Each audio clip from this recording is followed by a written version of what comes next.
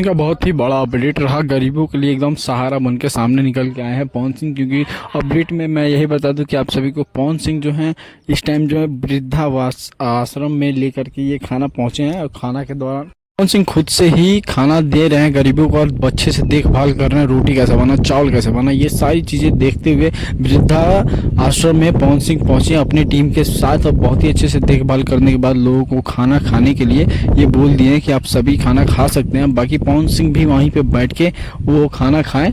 और खाना खाने के बाद पवन सिंह सबसे मिले, अच्छी तरह से बात विचार करने के बाद पवन सिंह वहाँ से जो निकलना स्टार्ट किए। और वहीं पे जो पवन सिंह के साथी हैं वो भी लोग वहीं पे खाना वाना खा करके तब ये लोग सभी लोग साथ में निकले। बाकी जो पवन सिंह का ये बहुत ही बड़ा काम है, गरीबों के लिए अच्छे से सेवा ये कर रहे हैं। क्योंकि बिहार के सुपरस्टार ठहरे ये, तो गरीबों के लिए इतना तो बनता ही है। बाकी पवन सिंह के लिए एक कमेंट आप लोग करते जाइएगा, इनके लिए आप लोगों का क्या राय है आप लोग कमेंट में जरूर बताइएगा। Thank you for watching and bye bye.